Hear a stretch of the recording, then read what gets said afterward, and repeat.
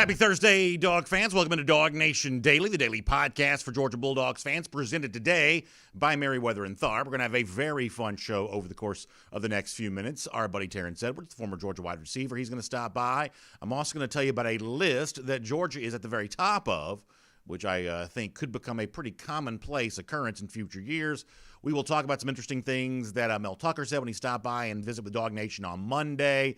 And we'll kind of talk about what that means for Georgia this upcoming season. Because the bottom line is, how do you get over the hump? How do you win a championship? Tucker had some thoughts on that, but I actually believe the actual truth of all of this is a little more simple than maybe Tucker, the coach, stated it as. We'll talk about all of that. There's some interesting stuff happening around the SEC, funny golden shoes, a whole bunch of stuff we'll pack into the next few minutes. Really glad to have you with us. DawgNation Daily, the daily podcast for Georgia Bulldogs fans, presented today by our friends at Merriweather and Tharp. We'll see Kroger tomorrow, of course, but our friends at Merriweather and Tharp, we're going to get ready to get going on that.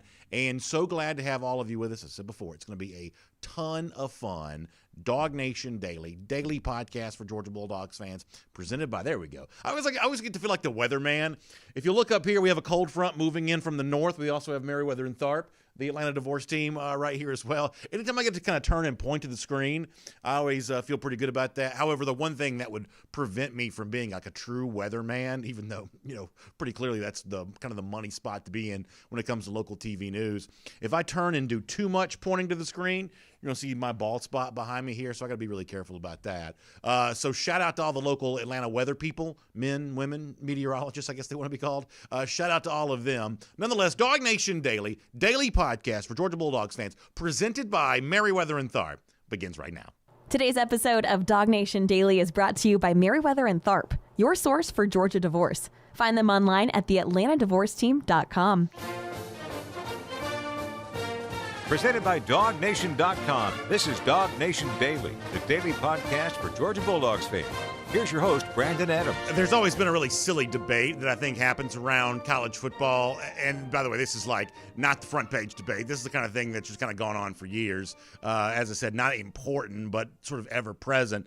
It's whether or not it's okay for fans of a team to say we are going to be good this year, we are not, to kind of treat the team as us, as, if you're a part of that. Listen, I'm a huge fan, and I've never, pretend to be anything other than that. I typically don't say we when referencing Georgia, mostly out of respect for the players and the coaches who are actually on the field, doing the work, getting it done, acknowledging that I am not a part of that group who's really putting my life and reputation on the line every time Georgia goes out there and plays a game. However, I have never had a problem with any fan who does say we in reference to his favorite team or her favorite team, or to use us when talking about all of that, because I'm really glad that college football kind of conjures up that sense of pride and feeling of family, that you're a part of something. I'm glad that college football makes people feel that way. That's one of the reasons why I love doing this show each and every day. So while I don't personally use we when talking about Georgia, I'm really glad that other people kind of want to. That's something that I think is a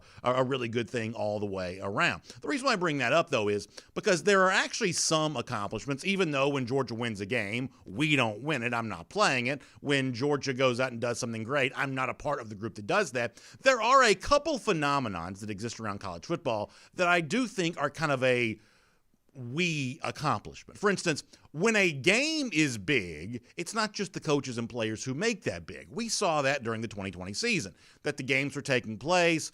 You had these, huge name brands on television battling against each other, but the TV ratings were a little lower in 2020 than they had been in 2019, that we'd kind of come used to seeing in college football all the way around, because I guess the theory that I put out there is apparently fans do matter. Apparently the fans in the stands, the media hype before a game, apparently all of that does help create a certain atmosphere around college football that makes even more people want to tune in and play it and be a part of it. Apparently that really does matter. So when it comes to making a game big, it's not just coaches and players, the guys who are on the field who are doing that. I would say that the media around the game, and certainly the fans who care about the game, I would say that they are certainly all a big part of that. Now, why do I bring this up?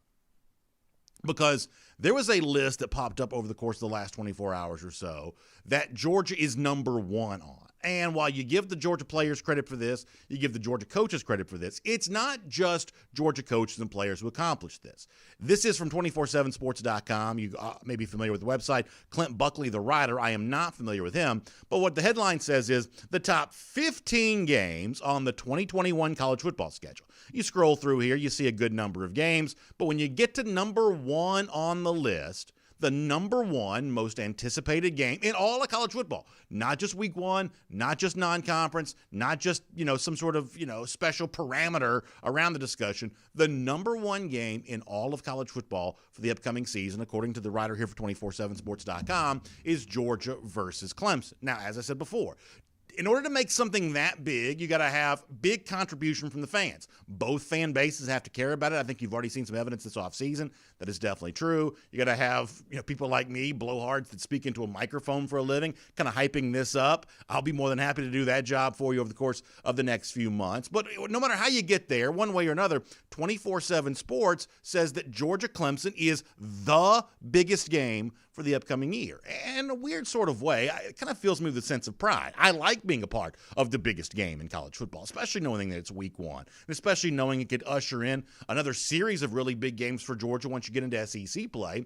But all of this just seems really cool to me. It's something that, as I said before, just kind of fills me with a sense of pride. Maybe you feel the same way, a little bit of a sense of pride from you there as well. And the other thing that comes to mind about this is the way it kind of goes back to something that Kirby Smart started talking about a couple of years ago about what his vision for Georgia football was, playing in games like this each and every year. And when Smart first spoke these words, I think it was back probably spring of 2019, if I'm remembering correctly, all of this seemed, way far into the future. But here we are now, getting ready to begin the 2021 season, and some of the stuff that Smart had said that he wanted to be true for Georgia in future years, as it turns out, that is very much on its way to occurring. Let me let you hear Kirby Smart talking about wanting to schedule the very best opponents in the country to play the very biggest games in the country, and tell me if you don't think this isn't working out pretty much exactly as Kirby Smart once said that it would. Here is Kirby Smart from a couple of years ago.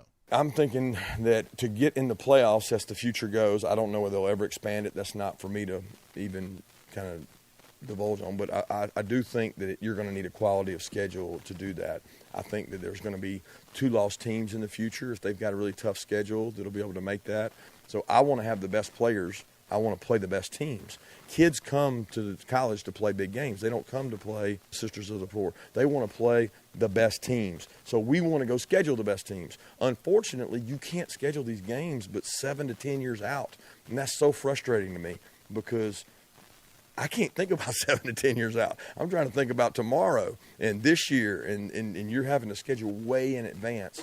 But we thought 3 Power 5 opponents, non-conference, would be not groundbreaking, but we thought it would be a new thing, and we're not afraid of that. I'm not afraid to go out and play. I mean, you look at the NFL teams, and I know those are different players, but they play 16 teams in a season that are all good. There's no cupcake in the NFL. They play back-to-back quality opponents, and we want our fan base to get that.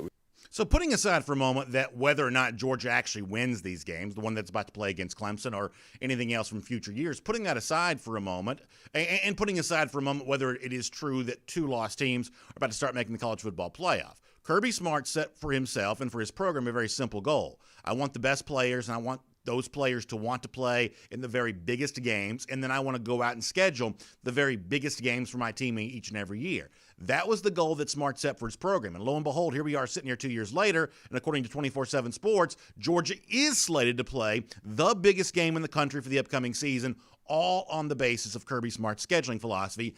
I think that's really cool before you even get to the idea of whether or not Georgia actually wins these games. And the other thing that Smart points out there, which I think is really interesting, because at the time that a lot of these non-conference games for Georgia started being announced, they all seemed so far into the future. They all seemed like they were never going to get here. This was never going to happen. That, yeah, Georgia's playing Notre Dame, but it's going to have to wait a million years to play the rest of these games. But do you realize that the future is actually now for Georgia and some of those games that Smart was first talking about? We are now in the stretch when they're all going to be played, starting with Clemson this year. But I have to admit, I'd forgotten this.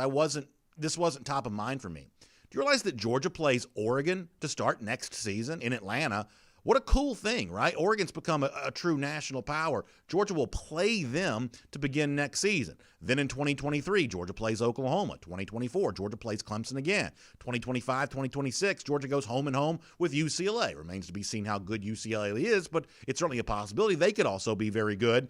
If nothing else, it's a fun trip back to Pasadena for the Dogs. In 2027, it's Florida State. In 2028, it's both Texas and Florida State. In 2029, it's both Texas and Clemson. In 2030, it's both Clemson and Ohio State. In 2031, it's Ohio State and Oklahoma. In 2032, it's Clemson again. And in 2033, it's Clemson again there as well. I mean, how interesting is all of that? The idea that Georgia is about to do in every year over the course of the next decade exactly what it's slated to do right now, which is play what appears to be on paper maybe the biggest game in the entire country. This was a goal that Kirby Smart set out for the program, to have the best players play in the biggest games, and thus far it's working out exactly as he would have intended. Georgia number one on that list for this year and could be number one on that list for many years into the future there as well. Let me shift gears and talk about this for a moment here on DawgNation Daily, presented by Merriweather and Tharp. So I thought it was interesting earlier this week. Current Michigan State head coach, former Colorado head coach, and also obviously former Georgia defensive coordinator Mel Tucker stopped by to visit with Mike Griffith on the Beat. This continues a little bit of a series that Mike's been a part of. He spoke to former Georgia assistant Shane Beamer the week before that. Beamer now head coach at South Carolina. Tucker stopping by to a visit this week. And in the midst of the conversation, Mike asked Mel Tucker, hey, you've been around Georgia. What's it going to take to get Georgia over the hump and win a national championship? I pulled this audio off the social media thing that we shared, so there's a little bit of a music bed underneath this, but interesting to hear Tucker talk about his thoughts about how a program like Georgia, or really any program, can get over the hump and actually win a national championship. This is Mel Tucker. That's really tough for me to say because right now I'm on the outside looking in. But in general, with the championship teams that I've been a part of, recruiting obviously is the key because, you got to get in and you got to win 2 games. And so you have to have as good or better players than the teams that you're going to play.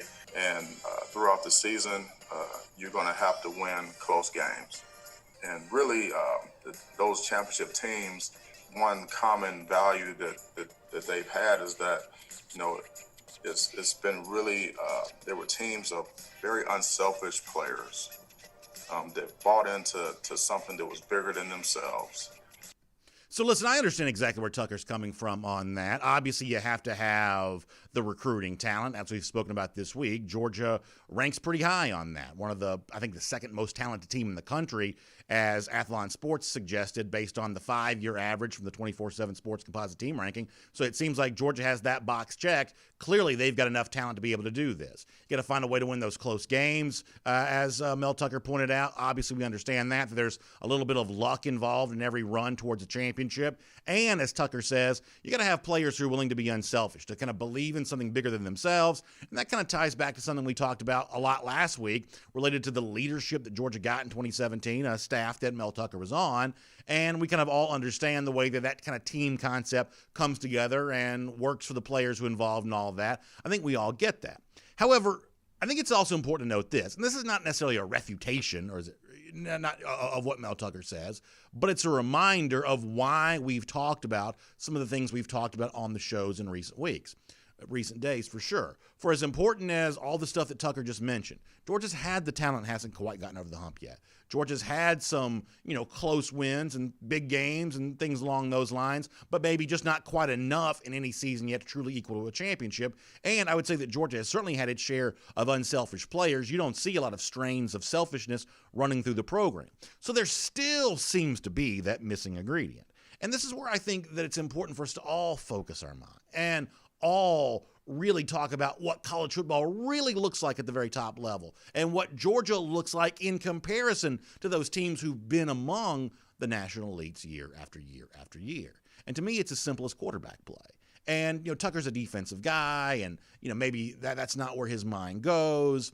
But when we talk about Georgia and its need for a national championship, when you talk about Georgia and the missing piece that's going to get Georgia over the hump, you can go on and on for a couple of minutes about leadership and intangibles and blah, blah, blah, blah, blah. But the truth is the real big difference between Georgia and the Clemsons, the Ohio States, the LSUs, the Alabamas, the four programs that have won national championship the playoff era is in the years in which those teams won, they got top flight quarterback play. And as of yet, Georgia has been just south of, in most years, that truly top flight quarterback play. So the one thing we said to you a month or two ago is that we were going to have at least the best that we could, and our best attempt to have kind of a hype-free offseason. We're going to buy into the hype necessarily. We're certainly not going to do our part to fan the flames of that hysteria and that hype when it comes to Georgia football. But what we are going to try to do is be very clear about what really needs to happen, that next step, that missing piece. And for everything that Mel Tucker says that it's probably true, the truth is, in just a couple of words, you can sum up why Georgia hasn't yet won a championship and what's going to have to happen for it to get over that hump. They've got to find the explosive offense that shows up for an entire season that looks like what the other teams that I just mentioned have. And if that takes place for Georgia in 2021, then a national championship could soon follow. My name's Brandon Adams, and this is DawgNation Daily, the daily podcast for Georgia Bulldogs fans, presented today by Merriweather and Tharp. Great to have you with us. No matter how you get to us today, live on video, 10 a.m., Facebook, YouTube, Twitter, Twitch, all the video platforms, podcast platforms, Spotify, Apple, Google, TuneIn Radio, all the ways in which you can find our program. Happy to have you do that. Of course, on the radio at noon every single day on Athens Sports Radio 960 The Ref. Just really appreciate you being a big part of what we're doing here today. And a big thanks to our friends at Merriweather and Tharp for making it all possible. You know, Merriweather and Tharp is your source for Georgia divorce. What that means is the questions that you have about the divorce process, they have answers to those questions. And an audience like ours, the size of ours, obviously many of you are thinking about this. You either find yourself going through it now or you feel like you might be about to go through that. One of the best things that you can do is put a plan in place that allows you to feel whole again. Your finances, your relationship with your family, your children, all of the things related to that. The divorce process can be scary, but it can also have a positive resolution for you when you put your source for Georgia divorce, Merriweather and Tharp, to work for you. Very simple first step to you, for you. Just simply go to theatlantadivorceteam.com. When you go to theatlantadivorceteam.com, gives you a chance to learn a whole lot more about what Merriweather and Tharp brings to the table, what they can do for you. You can take advantage of their free resources. You can set up your own free initial consultation with one of their attorneys, and then after that, you make the decision to put them to work for you. Then they will roll up their sleeves, and they will go to bat, taking really good care of you in what could be one of the most challenging situations you'll ever face. My friends at Merriweather and Tharp can make all of this a little easier, a little better, and a much happier outcome on the other side. So please find them online, theatlantadivorceteam.com. All right, we're going to get Terence Edwards in just a moment, talk some Georgia football with him. Before that, I want to go around the doghouse here for a moment. And I mentioned quarterback play before. You know, if you want to look at the missing piece for Georgia, for all the things you can kind of point to for leadership and this and that and that, the big difference between Georgia and the other teams that have won, the explosive level of offensive play, Georgia's need to match that, and a lot of that starts with the quarterback position. As I said yesterday, the Ohio States, the Alabamas, the Clemsons, the teams that are regular fixtures in the playoff, multiple first-round quarterbacks. They're about to have another one this year. They've had multiple in the past. That's kind of the story there for the teams that kind of show up on that playoff radar each and every year. Now, with that in mind, interesting to see ESPN doing its ranking of future quarterback situations around college football. Our buddy Connor Riley had a story about this at DawgNation.com. Georgia coming in at number 6 on that list for the future on the basis of what they have. But it's something in particular that the writer of this, Adam Rittenberg, said, which I find to be kind of interesting. Rittenberg writes about Georgia's quarterback situation in the future. That includes J.T. Daniels, the starter right now, guys like Stetson Bennett, Carson Beck still waiting in the wings, newly arrival 5-star Brock Vandegrift, Gunnar Stockton, commitment for the future. This is what Rittenberg says about the quarterback situation at Georgia. Rittenberg says for ESPN.com, projecting Georgia's quarterback outlook is one of the trickiest and most significant parts of this annual exercise. ESPN's done this for a number of years. Rittenberg says the Bulldogs clearly haven't made the jump at quarterback as some of the regional competitors like Alabama, Florida, Clemson, briefly LSU. Rittenberg says, but there's enough evidence to be genuinely optimistic about the position during the next 3 seasons. And I think the optimism that Rittenberg expressed, Georgia fans probably feel, But when you want to make the comparison between Georgia and, as Rittenberg said, some of the regional powers, here's the one big takeaway that I think you have to have here. And this is not just about Georgia, but it's about college football globally, I believe. That the offense gets more out of the quarterback than the quarterback gets out of the offense. In other words, you can't bring in a quarterback to save your offense. You have to build an offense that promotes the quarterback. Because, you mentioned what's going on with LSU as a for instance on this. Look at LSU and look what Joe Burrow looked like in 2018 before Joe Brady got there. Good season, not great. What happened after that when Brady arrived in 2019, Burrow went on to have one of the great single-season performances we'd ever seen. Following year at Alabama, Mac Jones steps in. It's important to say this as clearly and truly as it is.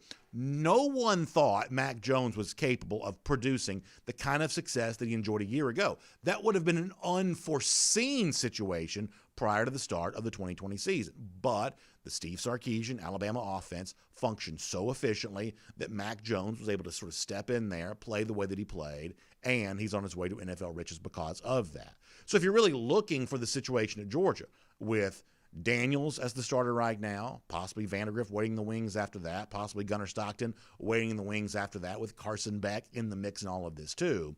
It's not the job of the quarterbacks to make the offense work. It's the job of the offense to make the quarterback work. We've seen that in the SEC for the next couple of seasons. Rittenberg says it's difficult to kind of project how Georgia will be at quarterback.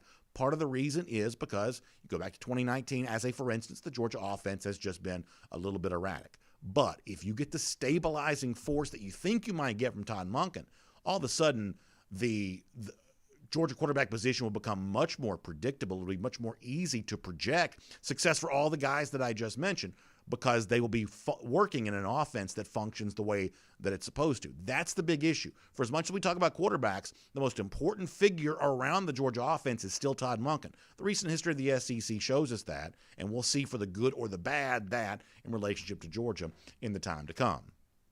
It's great to have you with us here on DawgNation Daily, presented by Merriweather and Tharp today. Really appreciate you being a part of the program. For more on all of this and a whole bunch of fun, let's keep the conversation going as we bring on former Georgia wide receiver Terence Edwards.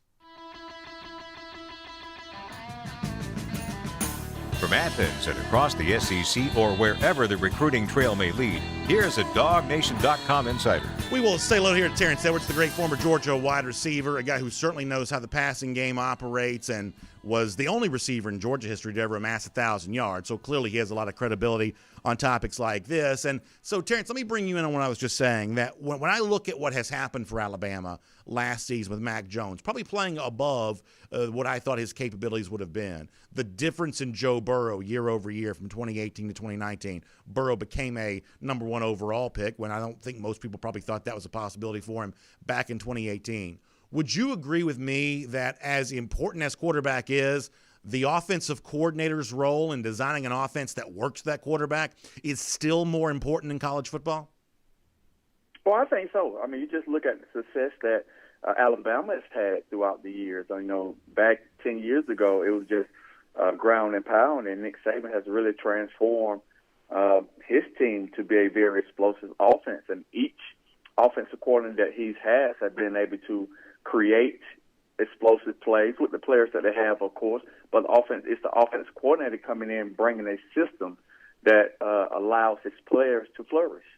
Yeah, I think that's exactly right. And obviously you make that transition, you look at what's going on at Georgia. I mean, I think the one thing that we see is that finding an offense that works as well as some of these top flight teams have had, I mean, it's just not that easy of a thing to do, right? I mean, this is one of those things that's a skill that some guys seem to possess, or maybe it's they just catch lightning in a bottle, but one way or another, this is not the kind of thing that everyone's capable of going out there and matching, because we've had some programs in college football who've been trying to do this for years and years and years, never really able to do that for whatever reason, when it comes to like really efficient, explosive offenses, some coordinators just seem to have that magic in a way that other guys just don't seem to have.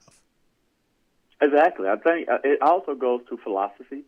Some of these guys are now the spread offense, and now everyone's trying to mimic each other, but the really good ones just always been in this type of offense all their lives. I mean, you just look at the Have Money tree. Those guys have great explosive offenses, but it just being able to throw the football. You look at the best teams now, are able to still run the ball effective in a pass-happy offense. So you still got to have that maybe 60-40, but you got to have the imagination to be able to open it up more with the run and pass. I think when people get away from the run and just strictly throw it, you don't see those teams win very much. It's the guys that still be able to run the ball. And you look at Najee Harris at Bama. He had like 25 rushing touchdowns this year. They were still able to run the ball, but the explosive of the passing game opened the running game up.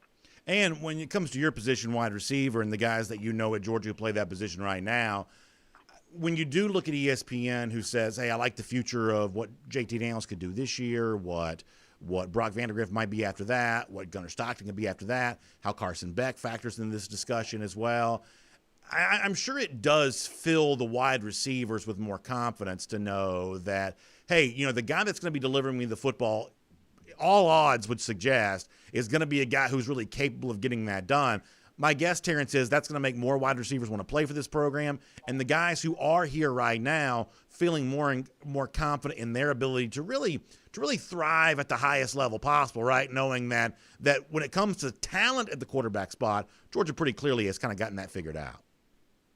Oh, exactly. I mean, you just look at the guys they have in that room right now, starting with JT Daniels, and Carson Beck is the guy that seems like everyone is forgetting, but he's there for a reason. You got Brock Vandagriff, and in a way, you got Gunnar Stockton. So that room still has a lot of talented guys in there, and I think the receivers are very confident in JT Daniels to get the job done. You look at it, we threw for 400 yards twice last year, and we're still, in my opinion, still not hitting on all cylinders because I don't think Todd Monken has released let all his offensive packages go yet. So now they have a quarterback that they trust. They have a quarterback they feel that can get the job done and put them in a right position. All the receivers have to do now is do their job and get open and catch the football. I talked off the top of the program at the fact that one of the national websites has Georgia-Clemson ranked as the most anticipated game of the upcoming season, and you kind of point out that, Georgia's got Oregon after that in 2022, Oklahoma coming up, Florida State, Texas, Ohio State. In future years, Georgia's going to be playing a lot of these kind of games. Terence, how much fun do you think it is for the average player to know that if you do come to Georgia, you have a chance to play in gigantic football games each and every year, and you have a chance to maybe play, as Georgia arguably is doing this year, in the most anticipated game of the season? How much fun is that for good players to play in the biggest games? Oh, it's fun. I knew in 2002 we opened up with Clemson, and that's all we talked about that whole summer was we get opened up against just our brothers that are our way up the road that we normally don't get to play, but we knew all the players. So it's an opportunity for these guys to showcase their talents against some of the top teams in the country.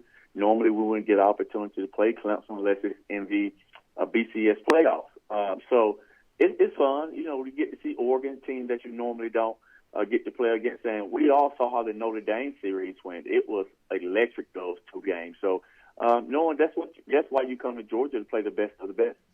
When you were at Georgia, you mentioned you get a chance to go play Clemson 2002, the return date 2003. You weren't a part of that. We've seen Georgia, a couple of years ago, get to travel to Notre Dame. Future Georgia teams, as I said before, are going to be traveling kind of all over the place and playing in these big games. As a player to yourself, do you wish you got to travel to more places kind of outside the SEC footprint? Would that have been fun for you to kind of go on some of those big trips and see those Georgia fans travel those hundreds of miles to be a part of that there as well? Is that something that you would have enjoyed being able to do?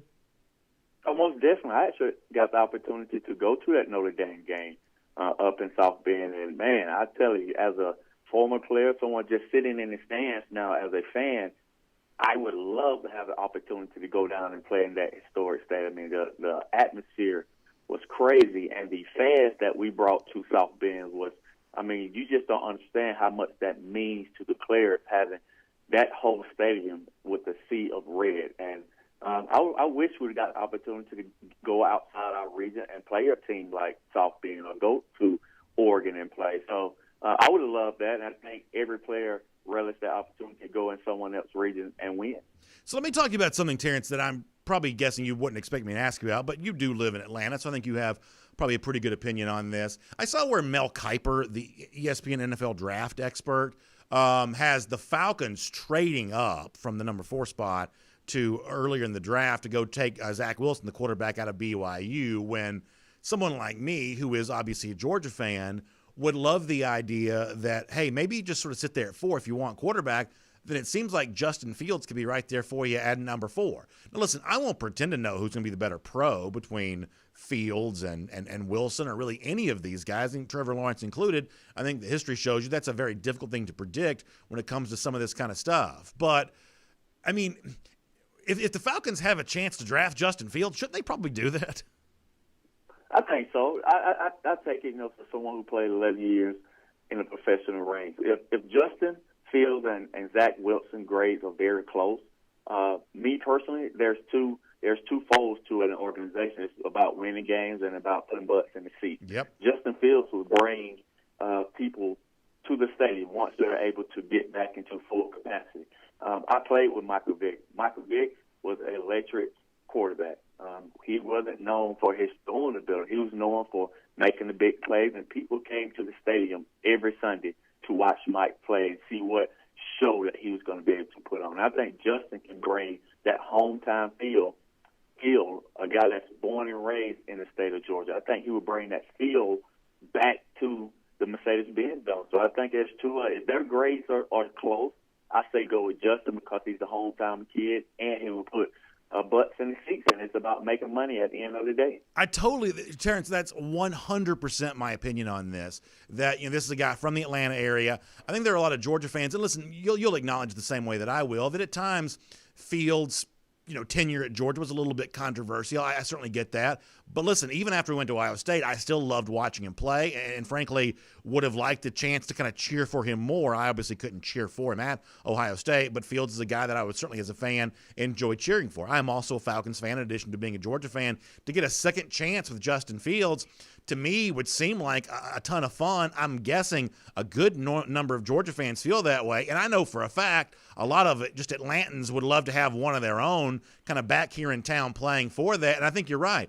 Given the fact that it's difficult to predict which quarterback of this group is going to be the best, it's far easier to predict which guy's going to make the most money for you in terms of tickets and everything that goes along with that. And I don't think there's any doubt that Justin Fields would be that guy. Exactly. I just think he's a guy that for Georgia fans we all understand. I still love the kid. He's a very good kid. So we can all take that the reason why he left, but that was his personal choice, and whatever you feel about it, But I think he's a tremendous quarterback. He still has a lot of developing to do. But in a day, it's about wins and about making money. And I think with him being from the state of Georgia, him being from the Atlanta area, I think there are a lot of people who root for him and come see him play every Sunday like they did Michael Vick. Well, Terence, it's always great to have you part of the program. Listen, coming up in not before too long, you're going to get a chance to be talking about some spring practice. There's a lot of big things going on for the Georgia Bulldogs, obviously heading towards the NFL draft there as well. I always appreciate your expertise when we talk about all of this stuff here on our program. Thank you so much for being here on DawgNation Daily, presented by Merriweather and Tharp today. Hope you have a great week, and we'll look forward to getting the chance to speak to you soon there as well. Thank you, B.A. Let's take a look around the rest of the league. This is SEC Through. Really lucky to get a chance to have a guy like Terence on the show who kind of comes from the football standpoint from so many different angles, so many different spots, whether it be himself as a former player at Georgia and what kind of goes along with that. As he said, a guy that's worked and played professionally and kind of knows that part of it there as well. Really, really lucky to be able to do that. And by the way, don't forget this. I forgot to mention this with Terence on. The other thing that I'm really proud of for Terence is the fact that he's working so hard to give other football players the same opportunity that he had during his football playing career there as well. So if you want to kind of follow in on that, just find Terence on any of the social media platforms. He's very active on social media, Twitter, Instagram, everything else. This is a guy who's worked tirelessly with a lot of the receivers who are on the Georgia roster right now, a lot of the guys who could be on the Georgia roster in future years. Terence is great at all of that, and he's a personal coach working with pass catchers, working with wide receivers. He will do a great job for you or your son depending on, which stage of life you're in when it comes to all of this. So please check out Terence Edwards Wide Receiver Academy there on social media, and you can learn all about all the stuff that Terence is doing there. Really good stuff all the way around. And he's 100% right about this, too. And I realize that, look, not everybody who tunes into our show lives in the state of Georgia, lives in the Atlanta area. We have Georgia fans all across the country that tune in, so therefore your favorite NFL team may not be the Atlanta Falcons. It does happen to be that, though, we do broadcast the show from here in the Atlanta area every single day, and Falcons are my favorite NFL team, as I said before. As someone who enjoyed Justin Fields while he was at Georgia briefly and would have liked the chance to cheer for him a little longer, I obviously can appreciate him at Ohio State, but I certainly can't root for the Buckeyes. Most Georgia fans would probably agree with that. To get a second chance for him in Atlanta, I think would be a ton of fun. The flip side of this is, the Falcons deserve everything they get if they trade up to go bring in a quarterback from BYU that most people in Atlanta would not enjoy rooting for nearly as much as Justin Fields. So that's out there from Mel Tucker. I think you can actually read more about this at DawgNation.com, including where the Georgia guys, UGA guys, kind of fall in the latest mock from Kuiper we had towards the NFL draft coming up there in the month of April. Here's something interesting as we transition to our SEC through. The other day we brought you the story of Jamarian Gooch, the Tennessee offensive line signee that had been released from his letter of intent. To one degree, Gooch probably flew under the radar a little more than Dylan Brooks, who was heavily in the spotlight because, as it was kind of explained by the Brooks camp, Tennessee was very slow to release him from his letter of intent after Jeremy Pruitt, the coach that Brooks thought he was signing to play for, was fired, and Josh Heupel was moving in. Tennessee kind of has its own side of the story, but there was a little bit of a, kind of a war of words within the media related to Dylan Brooks. It certainly seems like that Tennessee, upon releasing him, did not want Brooks to go to an SEC school. It was largely assumed that he would go to Auburn. Eventually, Tennessee completely relented, and Brooks did pretty much what everybody thought he was going to do, which was he basically immediately committed to Auburn. So while all of this was going on with the pass rusher Dylan Brooks, there was another guy out there who was also released from his letter of intent. Now you had, Jamarian Gooch, the offensive lineman. The reason why I bring this up is because there was, for a brief moment, a little bit of online chatter related to Gooch and the possibility of being here at Georgia, that maybe this was what Smart was referencing, Kirby Smart was referencing, when he went on 680 The Fan, the Atlanta radio station, not too long ago and said, hey, there's some outside-the-box thinking we can do still for the class of 2021. I think some people thought, well, maybe Gooch might be that, and you may have seen the online chatter on this yourself. The bottom line is that's not happening. Jamarian Gooch is now going to Missouri. So the last couple of letter of intent releases that Tennessee has granted, both those guys, the pass rusher Brooks, the offensive lineman Gooch, they are now on their way to the SEC. And in the case of Gooch, as I said before, kind of an end to what was kind of a brief and quiet rumor mill related to maybe Georgia be looking to add another offensive lineman, but that's not going to go down here. Jamarian Gooch on his way to Missouri instead. As I mentioned a moment ago, a lot of chatter right now related to the NFL draft. And, where the Georgia guys are going to go, you seem to see Azeez Ojulari kind of moving up draft boards at least a little bit, at least the media version of that. You're hopeful, if you're a UGA fan, that at least one of these defensive backs gets his way into the first round. Possibility of a couple, I guess, between Eric Stokes and Tyson Campbell. I mentioned the Justin Fields drama on all of this. But there is another SEC-related draft story that I find to be pretty fascinating. It's easy to forget that Jamar Chase ever even existed because we haven't seen him play football in such a long time. He opted out of this past season for LSU. But Chase was incredibly dominant in the SEC a year ago along his way to winning the Blitnikoff Award and leading LSU to a national championship. And so there is a chance that Jamar Chase could be the number one receiver drafted in the upcoming NFL draft. And if it's not him, it could be the 2020 version of what Chase had done for LSU. Devontae Smith, who also led Alabama to a national championship on his way to winning the Heisman Trophy. I think it's really interesting to see the debate that's ongoing. Rank and file fans, media types, everybody else in between, about which of these two receivers should be taken first. The guy that dominated the SEC in 2019 that we haven't seen since then, Jamar Chase, the guy who just dominated college football and the SEC from the receiver spot in a way that I don't think I've ever seen anybody do before. What did Devontae have, 1,800 yards receiving this past season? So I think it's just really interesting the way in which the opt-outs from the 20 20 season have kind of given us these comparisons for guys we haven't seen in a year and guys that we just saw dominate. To me, though, the difference maker in Smith and Chase is not related to the guy that's played the most recently. From an NFL standpoint, and y'all tell me if you think I'm wrong about this. From an NFL standpoint, I would have a lot of questions related to the size of DeVonta Smith. Clearly, he was plenty big to dominate college football. Georgia fans can certainly attest to that as much as anybody can. But is DeVonta Smith big enough to be a great NFL receiver? Like, that's the one thing that might lead me to take Jamar Chase over DeVonta Smith, knowing that Smith was plenty good enough, but he was also plenty good enough in an offense that was, for the most part, de-pantsing people back during the 2020 season. Chase probably benefited from Joe Brady's acumen in 2019, but Chase, to me, just seems to look a little more like the prototypical receiver there. So that's going to be a fun debate between Chase and Smith. I guess I'll cast my lot with the former LSU guy all the way around. I thought it was interesting that Ross Bjork, the Texas A&M athletic director, who is among the most outspoken SEC athletic directors, I think you need some of this. You need an athletic director who's kind of willing to stir the pot from time to time. Bjork, going back to his time at Ole Miss, now at A&M, is probably one of the guys that can do that. He is calling for, saying that his hope and expectation is for full stadiums in 2021. No surprise there.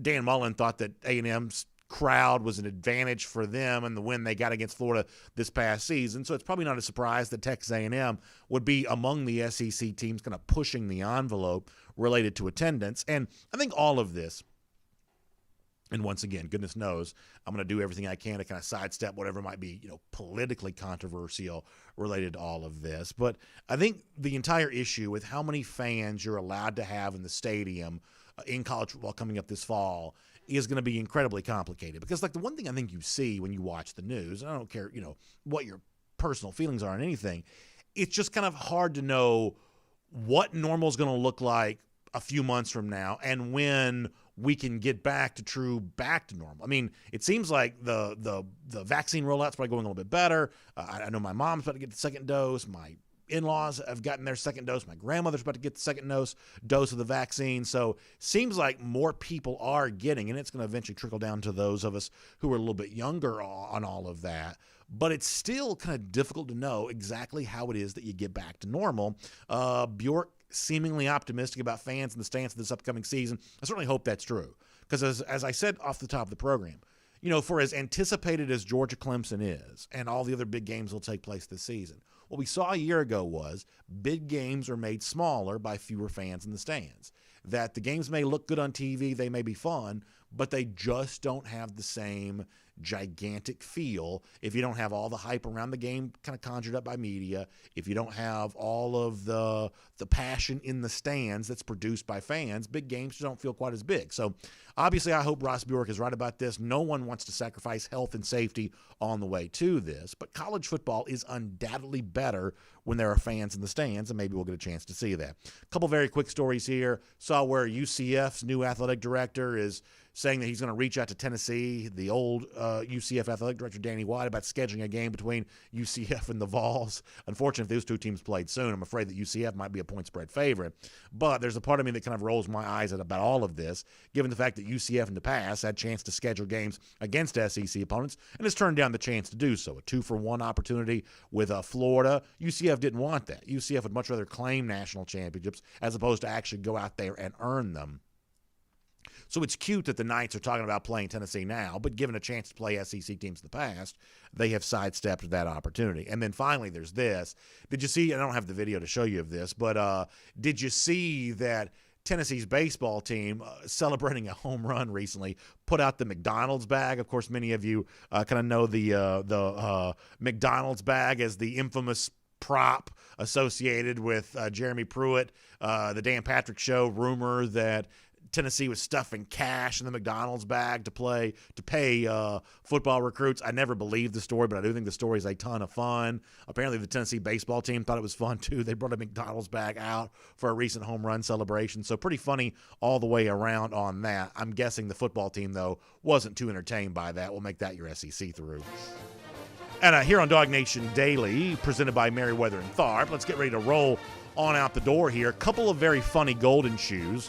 One first-time winner, one repeat winner. Let's take a look at the first one here as we congratulate someone here today. How about Georgia on Tap, who I believe is stepping in to win for the very first time. He puts out on Twitter, when Dan Mullen sees his early signing period signees and realizing that it's all back to the portal. He gives us kind of a Stargate UFG reference there. Yeah, Mullen, not a big winner on signing day typically, forced to go to the transfer portal instead.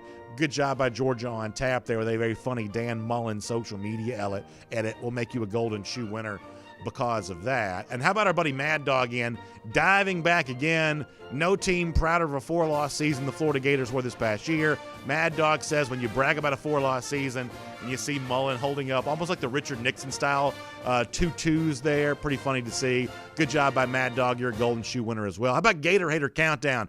247 days. Those Georgia Bulldogs get some revenge against those lousy, stinking Gators. Y'all have a great day. See you back here tomorrow. DawgNation Daily, presented by Merriweather and Tharp. And on video, time now for our R.S. Andrews Cool Down. Your chance to chat with us about everything going on with the program today. We'll look forward to hearing from you on that. I believe I got the comment sections already pulled up. So I'm going to give a shout out to R.S. Andrews. We'll dive into these. And then we got to get off the air because we have a very busy day going on around Dog Nation. So let me say hello to R.S. Andrews. Remind you that the R.S. and R.S. Andrews stands for Rapid Service. Air conditioning, heating, plumbing, electric. They can do all of that for you.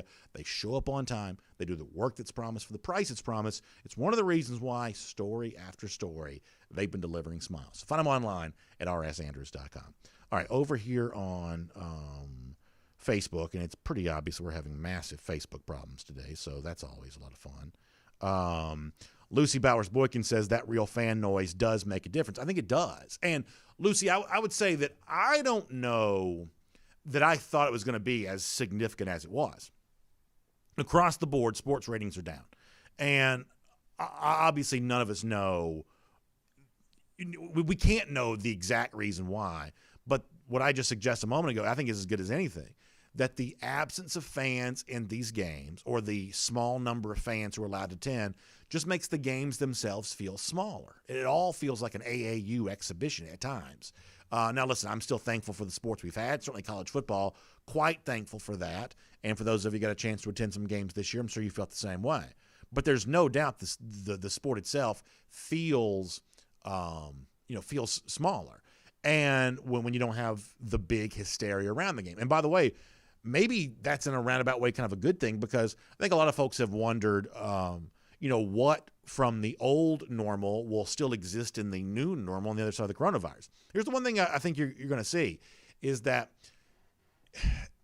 there is seemingly, if you want business to be as big as it once was, you need to make the sport feel as big as it once did. That means a lot of media to kind of fan the flames on this kind of stuff. A lot of fans to kind of, fill out these stadiums and make it, feel really intense. That you see this related to the dead period in recruiting. I think there's an active attempt on the part of the academic side of colleges to put the toothpaste back in the tube when it comes to recruiting. To use, as the saying goes, not let a crisis go to waste. I think there's a active attempt to use the crisis to change recruiting in the new normal to make it different than the old normal. You got to be careful doing that with college football, because it's pretty clear that coronavirus has just kind of made sports smaller. And if you want to get back to big business again, I think you've got to make sports look like the way that it used to look. Let's see what else. Karen Crook says UCF wants to play with the big dogs, but doesn't want to play the big dogs. Yeah, I think that's probably right. It's a lot easier to proclaim yourself a national champion than it is to go out and earn it. And this has always been super frustrating for me, because I came of age in the 80s. And in the 80s, you had Florida State, who at the time was an independent, not yet in the ACC. And my sort of earliest memories of college football are kind of mid-80s, when Florida State was, at least in my mind, maybe I'm wrong about this, they were just getting good under Bobby Bowden. And they had this philosophy of, any place, anywhere, anytime. They're going out scheduling anybody. They built their program by playing in huge games. Kind of the same way that I guess Georgia's kind of thinking about doing right now. They built their program by going out and playing big games. for UCF, who would kind of consider itself a little bit of a college football upstart too, it's an absolute mockery of the sport that they've tried to do this without the any place, anywhere, anytime mentality. That they had a chance to play Florida in a 2-for-1 situation a couple years ago. Florida would come to Central Florida for a game there in Orlando, but they wanted UCF to return 2 home games to Florida, which is, in my mind, and I'm no Gators fan, but in my mind, that's a totally fair trade, just given the fact that UCF is not a gigantic brand. Florida would be an idiot to schedule them on a clean swap 1-for-1. But UCF turned it down. And as I said before, it's a lot easier to kind of, tiptoe your way through the, the AAC, the American Athletic Conference, and proclaim yourself something, self-proclaim something, as opposed to going out there and actually earning it. That's something that UCF in the past just hasn't wanted to do. Philip Jordan Wells says, born in the 80s, dog baby. Yeah, there you go. That's me.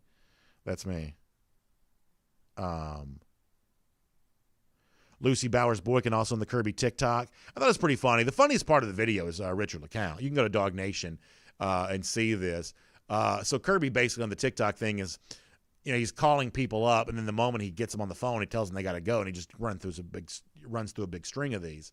It's Pollock, it's Chubb, it's decent number of guys. LeCount was the funniest. I mean, I think Richard LeCount's funny enough that he could be in a movie. I just think he's got a very funny personality, and his confusion from Smart was really pretty good. So I enjoyed the LeCount part of that more than anything else.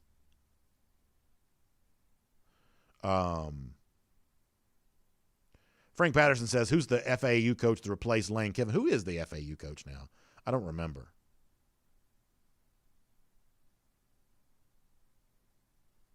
DMart42 says the funniest part of the video is how much of a kick Kirby gets out of it. Yeah, I do like it when Kirby really gets kind of tickled and laughing. I do kind of enjoy that as well. All right, let's see what else is going on here.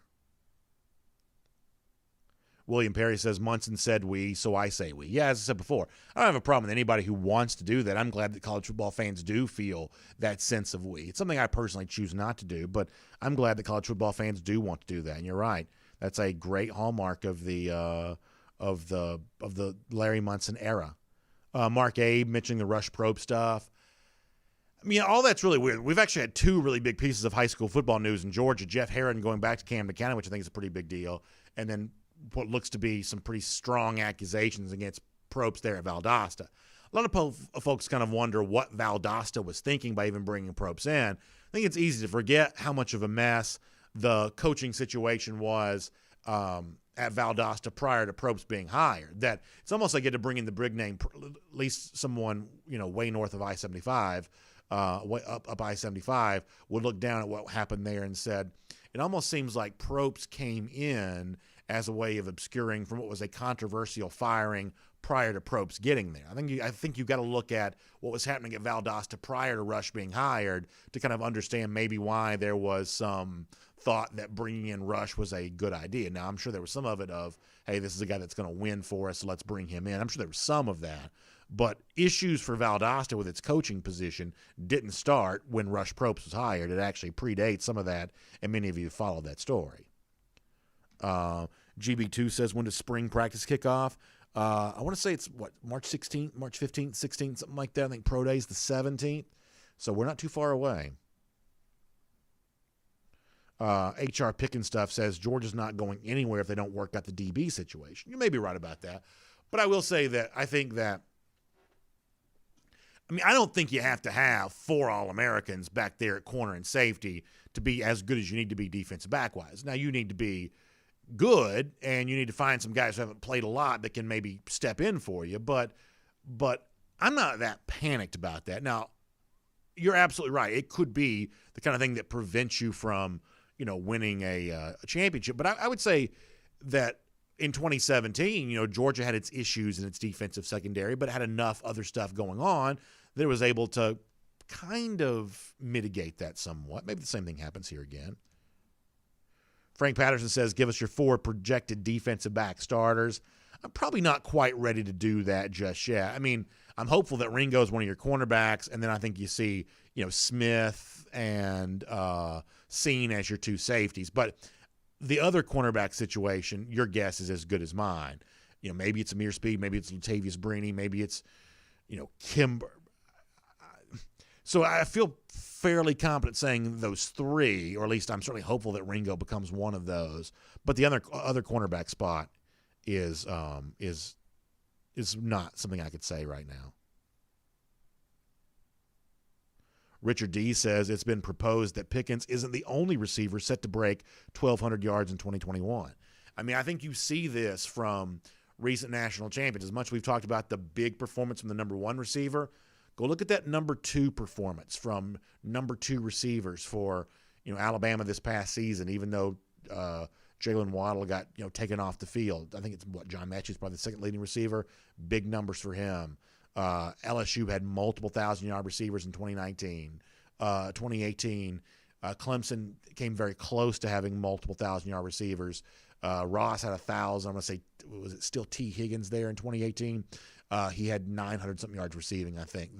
That is something if Georgia's going to be really good, it won't just be one receiver who's kind of eclipsing at least that 800-yard mark. You should have two guys up above that. Johnny Lester asks a good question. He says, don't likes increase the monetization of your show? First of all, I appreciate you saying that. Our monetization, so to speak, operates on a little bit more of a traditional media landscape, in the fact that, we want to keep DawgNation free for all of you, so therefore we sell content to advertisers. And as opposed to like maybe some of the YouTube stuff that you may see, a lot of this on the political end where like they're trying to make their money directly from YouTube, we make our money by presenting sponsors on the show. So I'm always thankful for your likes, and maybe there's some sort of algorithm thing that helps us with. But our, to use your word, monetization is a little bit more of a traditional media type thing. But the fact that you want to like the show and the fact that you want to support the show, that means a lot. Here's the thing that increases our monetization more than anything else. When people have a good time with our product, and I hope that you are, if we're doing that, and if we can do that for enough people, then we're all going to have plenty of money in our pocket. So the fact that you even ask about that is a very kind thing in my mind. So thank you very much. Thomas Tyson says, New Mexico is so beautiful. I'm in Denver, Colorado. Here's what this kind of reminds me of, and y'all tell me if you think this is a harebrained scheme.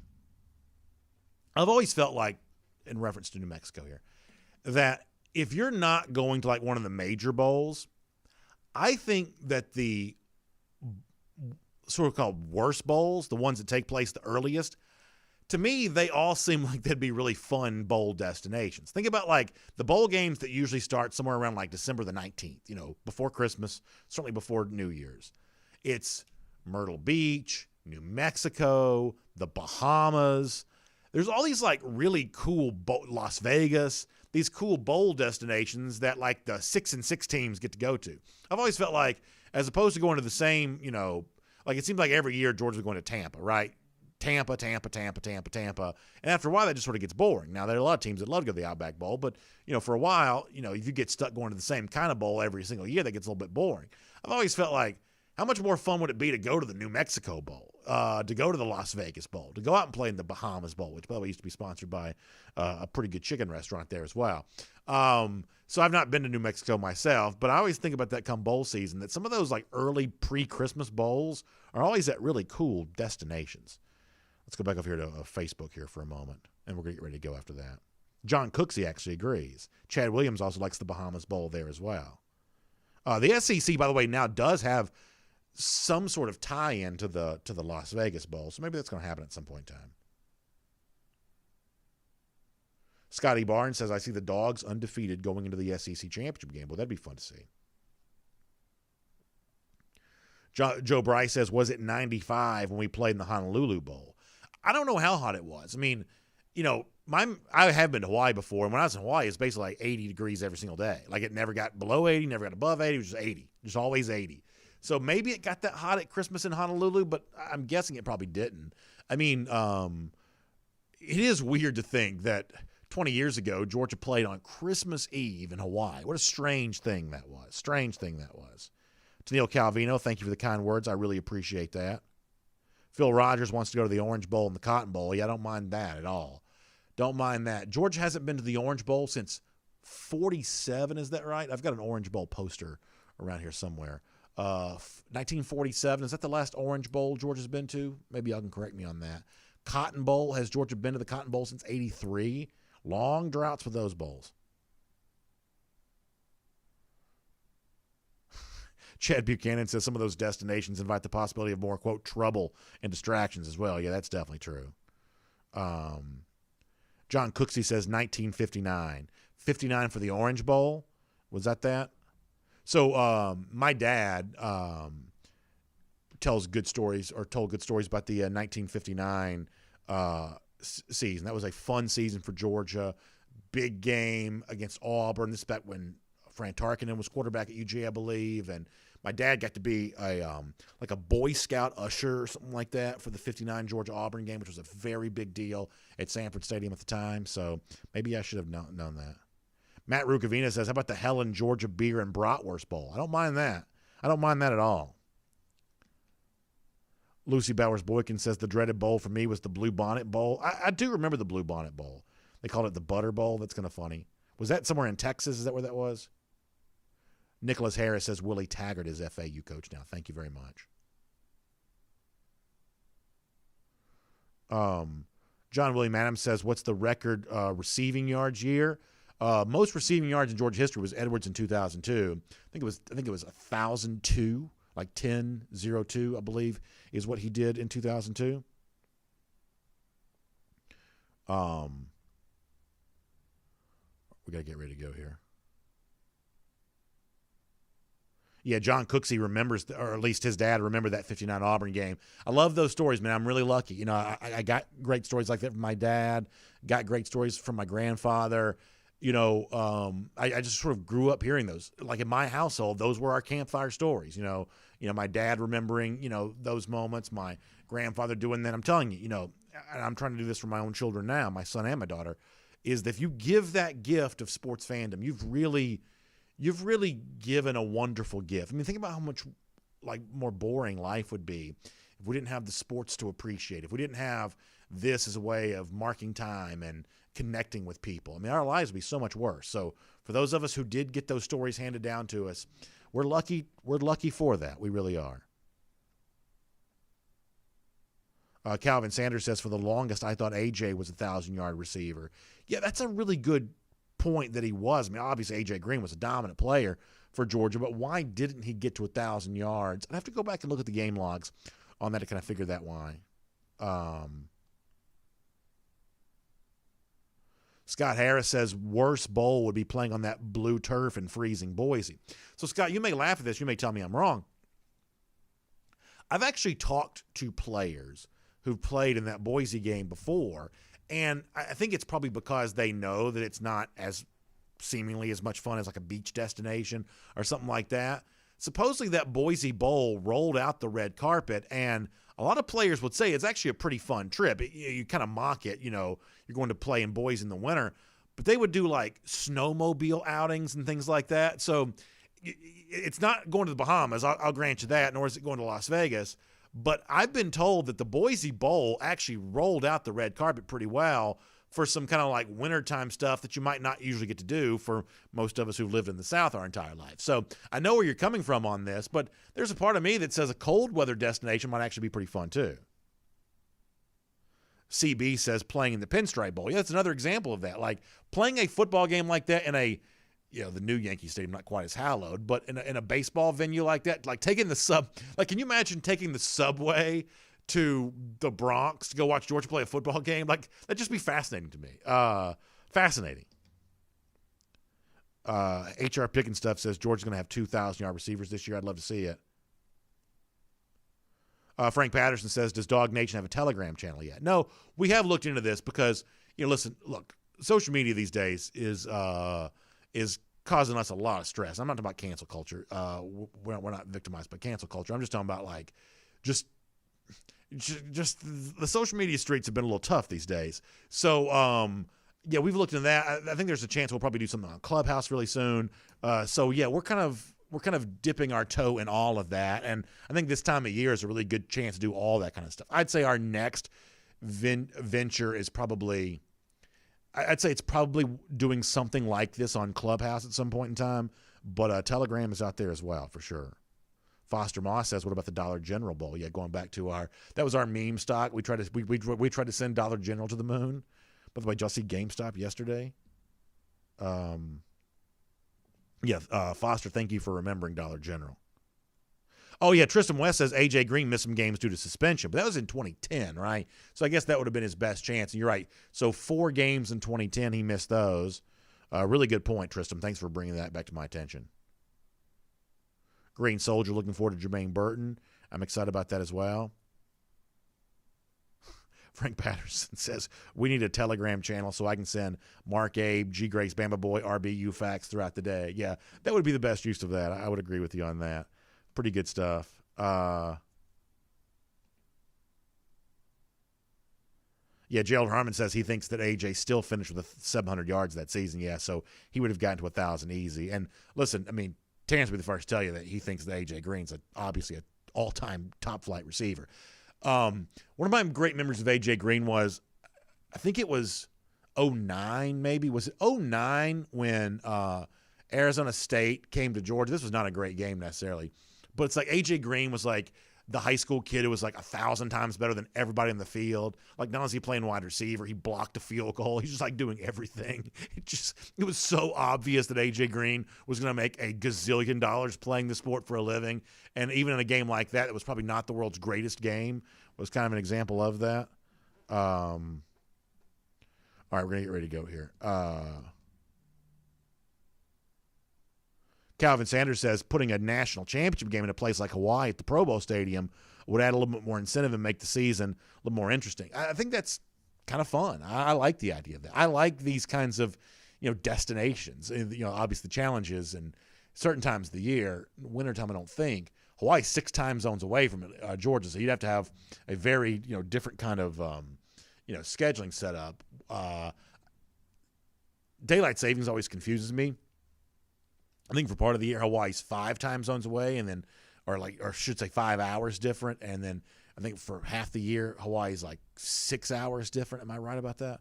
Yeah, Michael Carvel, who actually once lived in Hawaii, gives us a thumbs up on that. John Cooksey remembering that great catch for A.J. against Colorado in 2010 for sure. Jermaine King said that A.J. Green had the greatest high school highlights. Yeah. Jermaine, maybe I'm wrong about this, but A.J. Green is like my first memory of YouTube.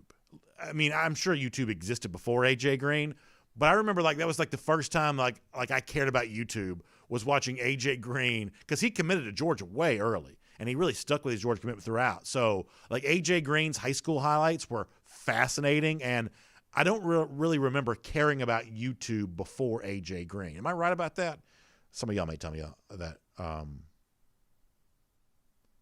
Matt Rugavina says his company's based out of Gilbert, Arizona, which is in mountain time, but doesn't observe daylight savings time. Talk about confusing. That is confusing.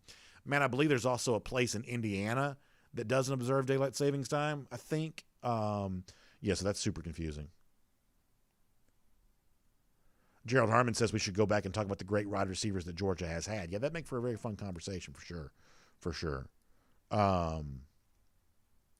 Frank Patterson says, do they have Bojangles in Hawaii? I've never been. I don't know about Bojangles, but I was lucky enough to go to my honeymoon to Maui. It was really fun, really fun. Foster Moss says, how about those Oklahoma State series when they had Dez Bryant? Yeah, that's also around the time that Dez was in trouble for living with Deion Sanders. Am I right about that? Am I making this up?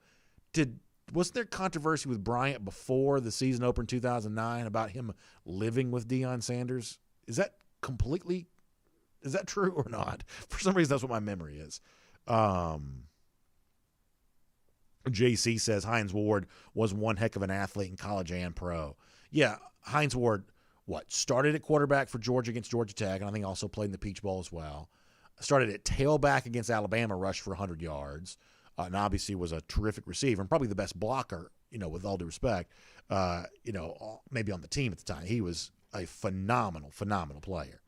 Howard Lemon says, how about a Georgia-Notre Dame game in Ireland? Can you imagine DawgNation invasion to Dublin or Belfast, one of these Irish cities? That would be amazing. Amazing. Mark Abe says, I am remembering correctly on Dez Bryant. That's good to know. All right, we got to get ready to go today. Chris James says I'm just throwing stuff out there about the Jackson State coach. I don't really think so. I think this actually did happen, and I think I've got a YouTube confirmation on that. Funny stuff all the way around. All right, thanks for being here, y'all. Make sure you check out the AJC, Atlanta News Now at AJC.com. What are the Falcons going to do at number 4 in the NFL draft? A lot of stuff on that for you online at AJC.com. And as I said before, college football faces a big, challenge. A lot of questions related to how you get back to normal. Kind of knowing the facts of what's going on related to the coronavirus, the vaccine rollout, and everything else is an important part of all of that. You get that online at AJC.com. You get your Atlanta News Now at AJC.com, which is a really good thing. Also, a Georgia Beer Day coming up here, too. Great chance to support local breweries. Find out more about that online, Atlanta News Now at AJC.com. Thanks for being here on DawgNation Daily, presented by Merriweather and Tharp today. Hope you have a great day. I'll look forward to seeing you back here 10 a.m. tomorrow. R.S. Andrews, check them out online as well. Air conditioning, heating, plumbing, electric. You can trust R.S. Andrews to do all that for you. If your water heater shows up and it's not working, you can get it, in many cases, replaced the same day with R.S. Andrews. You just need to find them online at rsandrews.com. You have a great day. I look forward to seeing you tomorrow back here at 10 a.m.